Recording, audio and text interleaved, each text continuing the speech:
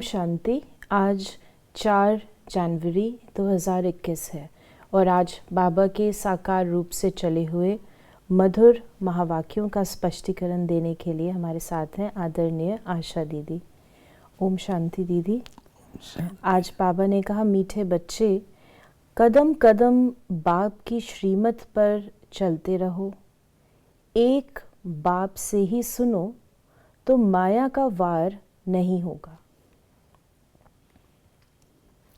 बाबा हम बच्चों को ज्ञान के आधार से और अनुभव के आधार से रियलाइज़ कराते हैं कि बच्चे अभी तक तुम अनेकों प्रकार की मतों में चल रहे थे, जिसने जो कहा उसकी बात को मान करके चलते रहना। लेकिन उन मतों का नतीजा क्या हुआ तुम बच्चे जानते हो। अप्राप्ति, दुख, अशांति। इसलिए बाबा कहते अब मैं कहता हूँ कि मेरी श्रीमत पर चलो। मेरी श्रीमत पर चलोगे तो जैसी मत मिलेगी वैसी आपकी गत होगी। तो बाबा तो श्रेष्ठ मत देते हैं जिससे हम सद्गति को प्राप्त करते हैं। प्रश्न है, ऊंच पद प्राप्त करने का आधार क्या है? उत्तर, ऊंच पद प्राप्त करने के लिए बाप के हर डायरेक्शन पर चलते रहो। बाप का डायरेक्शन मिला और बच्चों ने माना। दूसरा कोई संकल्प तक भी न आए। दूसरा, इस रूहानी सर्विस में लग जाओ। तुम्हें और कोई की याद नहीं आनी चाहिए। आप मुए मर गई दुनिया, तब ऊंच पद मिल सकता है। बाबा ऊंच पद की प्राप्ति के लिए कई प्रकार की बातें समय पर समय बताते हैं। आज की मुरली में बाबा ने ये बात कही। इसमें जो लास्ट में है वो बहुत इम्पोर्टेंट है।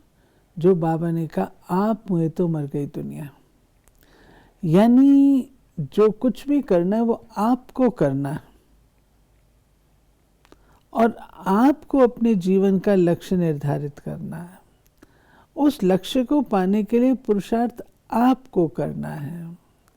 दुनिया को अगर आप देखेंगे तो वो ऊंच पद की प्राप्ति से आप दूर हो जाएंगे। आप मुए तो मर गई दुनिया अर्थात वैराग्य। जब मैंने वहाँ जाना ही नहीं है उसका पता क्या पूछना, तो दुनिया मेरे लिए एक प्रकार से समाप्त हो गई। भारत का राज्य बहुतों ने छीना है। मुसलमानों ने छीना, अंग्रेज़ों ने छीना। वास्तव में पहले तो रावण ने छीना है, आसुरी मत पर। ये जो बंदरों का चित्र बनाते हैं, hear no evil, see no evil, इनका भी कोई रहस्य होगा ना।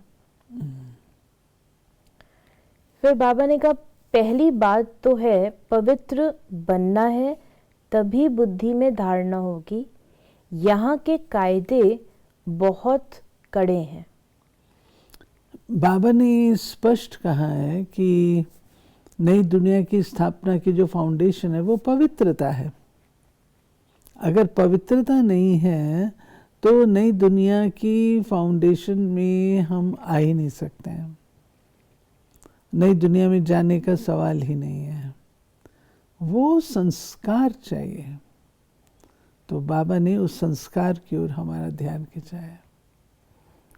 अभी तो तुम भट्टी में पड़कर फिर बाहर निकलते हो।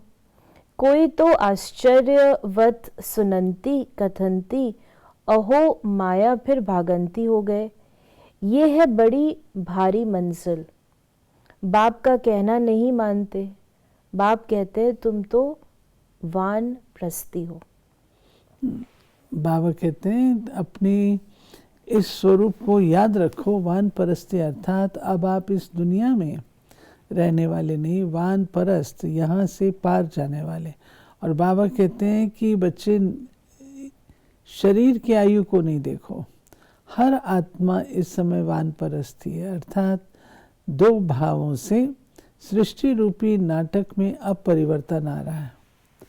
तो चाहे छोटा है चाहे बड़ा है, चाहे बड़ी आयु चाहे छोटी आयु, हर एक को वापस जाना है।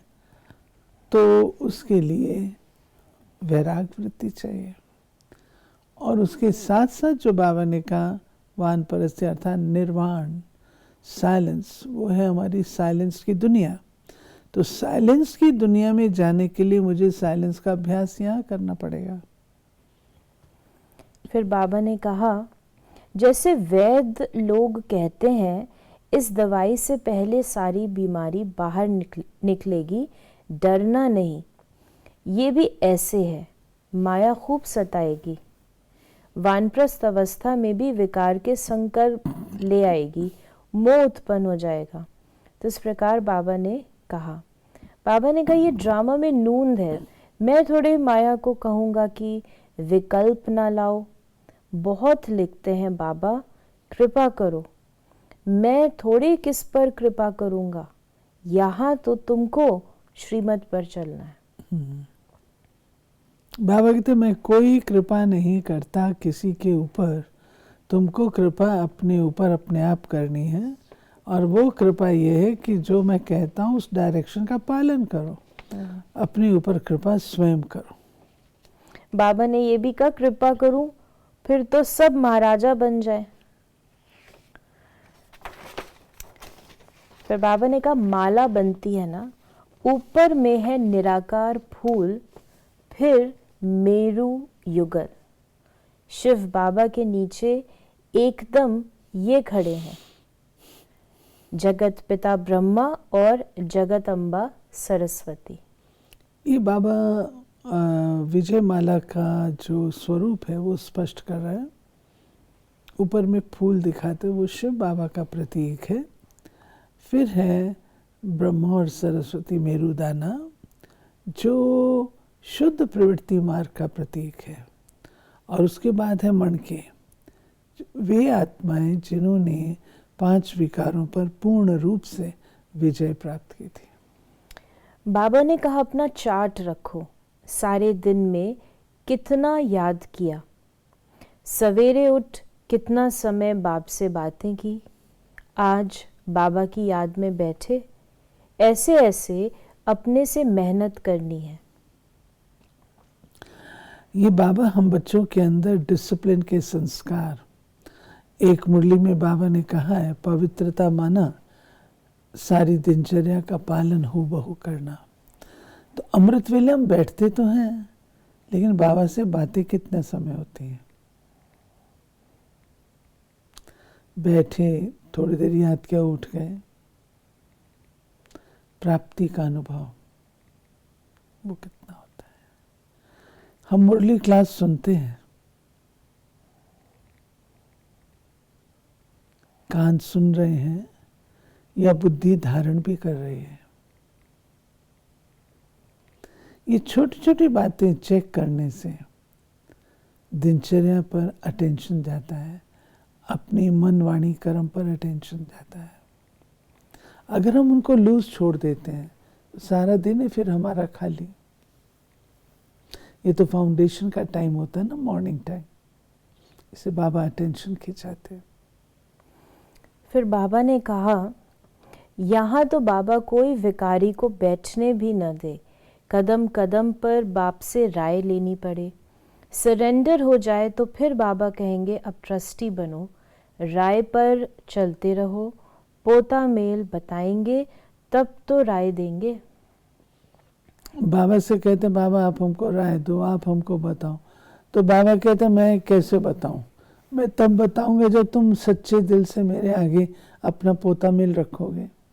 अगर सच्चे दिल से रखोगे तो मैं भी सच बताऊंगा, और अगर सच्चाई नहीं है और ऐसे ही बता रहे हैं तो बाबा तो देखता भी नहीं। बाबा ने कहा ये बड़ी समझने की बातें हैं, तुम भोग भल लगाओ परंतु मैं खाता नहीं हूँ, मैं तो दाता हूँ। मैं दाता हूँ। दाता को हम क्या दे सकते हैं, ये समझने की बात है। फिर क्वेश्चन है फिर हम भोग क्यों लगाते हैं? न लगाएं। वो श्रीमद् भगवत गीता में कहा गया, जो बिना भोग लगाए खाता है वो चोर है। तो बाबा कहते हैं कि ये नहीं, तुम्हें भोग लगाना है। मैं खाता नहीं हूं, लेकिन स्वीकार किया, दृष्टि तो डालता हूं। जिस चीज पे बाबा दृष्टि डाल देता है वो चीज शक्तिशाली हो जाती है। तो भले बाबा ना खाए, लेकिन भोग हमको लगाना है। वो दाता है, उसका दिया हुआ उसी को हम अर्पण करते हैं। हमारे में शक्ति कहाँ है जो हम उसको दे सकें। फिर रात्रि क्लास है बाबा की 15 जून 1968 की, जिसमें बाबा ने कहा, ड्रामा में इस समय ज्ञान सीखने और सिखाने का चल रहा है। फिर पाठ बंद हो जाएगा, न बाप का न हमारा पाठ रहेगा, न उनका देने का पाठ न हमारा लेने का पाठ होगा। तो एक हो जाएंगे, ज्ञान स्टॉप हो जाएगा, हम वो बन जाएंगे। 68 की मुरली है और बाबा 69 जनवरी में अव्यक्त होते हैं, पूरे 6 महीने में। देखा जाए तो अव्यक्त रूप से बाबा ने कोई नया ज्ञान नहीं दिया है। सारा ज्ञान जो दिया वो इन मुरलियों में है। अव्यक्त रूप से बाबा हमारी धारणा को पक्का कराते रहे। आप जितनी मुरलियां हैं अव्यक्त रूप की देखेंगे, वो धारणा संबंधी है, और जो साकार रूप से हैं वो सारी ज्ञान संबंधी है। ज़्यादा धारणा उसमें भी है, लेकिन ज़्यादा।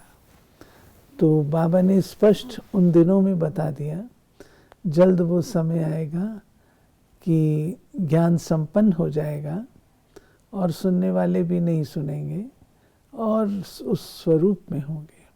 यानी अव्यक्त रूप जो बाबा कहता है, जिसका पुरुषार्थ हम करते हैं, वो स्वरूप बन जाएगा। बाबा अपने लिए कह रहे हैं, तुम आत्माएं आत्माएं ही रहेंगे, बाप होकर तो नहीं रहेंगे। बाबा ने आत्मा परमात्मा नहीं बनती है, तुम आत्मा ही रहोगे। फिर बाबा ने कहा कि सारी दुनिया ही खत्म होनी है, इसमें निडर रहना होता है, पुरुषार्थ करना है निडर हो रहने का, शरीर आदि का कोई भी भान न आवे, उसी अवस्था में जाना है। योग वाले ही निडर रहेंगे। योग से शक्ति मिलती है, ज्ञान से धन मिलता है।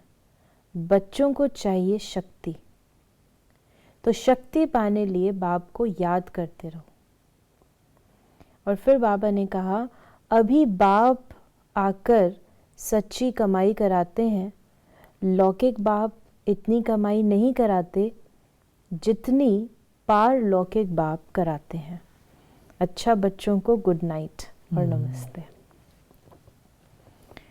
फिर बाबा ने आज का जो हमें वरदान दिया है मुरली में, अपने स्वरूप द्वारा भक्तों को लाइट के क्राउन का साक्षात्कार कराने वाले इष्ट देव भव। जब से आप बाप के बच्चे बने, पवित्रता की प्रतिज्ञा की, तो रिटर्न में लाइट का ताज प्राप्त हो गया। इस लाइट के ताज के आगे रतन जड़ित ताज कुछ भी नहीं है।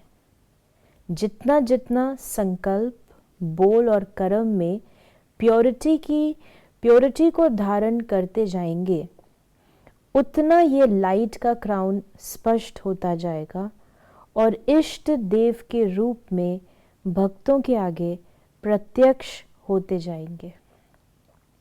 स्लोगन है, सदा बाप दादा की छत्र छाया के अंदर रहो तो विघ्न विनाशक बन जाएंगे।